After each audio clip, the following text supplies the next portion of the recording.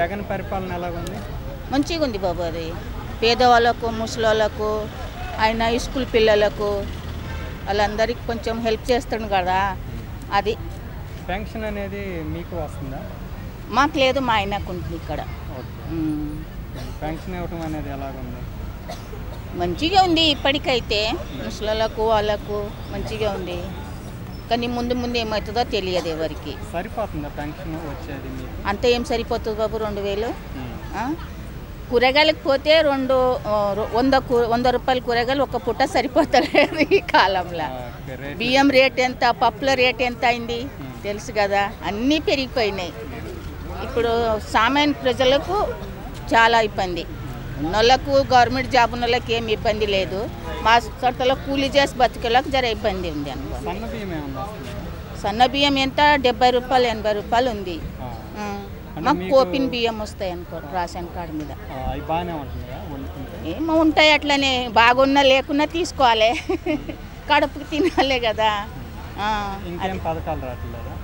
ఇంకేమైతే లేవు ఇవే. జగన్మోహన్ రెడ్డి దగ్గర నుంచి ఏం పథకాలు రాలేదు ఇంకా? అది ఆంధ్ర కదా బాబు, ఇక్కడైతే మాకు ఏం లేదు. తెలంగాణలో కదా వస్తుంది. మా ఆయనకు వస్తుంది, నాకు లేదు. వచ్చింది 2000. సీట్ మీద రావంగానే 4000 ఇస్తున్నారు కానీ ఇంతవరకు రాలేదు. ఇక్కడ రాలేదు. ఇంకా 2000 వచ్చినాయి, ఇంకా ఏం కాలేదని అన్నారు. ఎక్కిన నెలకి నీకు 4000 ఇస్తా అన్నారు. రాలేదు. అంటే ఇద్దరికి వచ్చిందా ఒకరికి వచ్చిందా? ఒక్కరికి వచ్చింది. నేను పింఛన్ రాపియలేను, ఒక్కళ్ళకు ఉంది కదా చాలని రాపియలేను.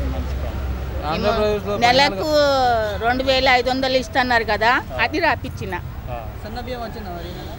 ఇస్తున్నాడు కానీ ఇవ్వలేదు. దొడ్డు బియ్యమే ఇచ్చాడు. మొన్న పోయి తెచ్చిన.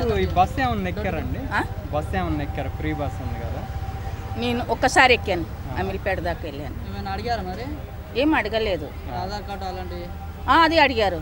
ఆధార్ కార్డు ఎంబడి తీసుకోపోయినా. నేను ఇక్కడ ఎక్కి అమీర్పేటలో దిగిన.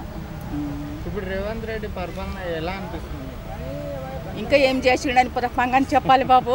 ఇంకా పింఛన్ రాలేదు, సన్న బియ్యం రాలేవు, రేషన్ అయితే మండుతున్నాయి.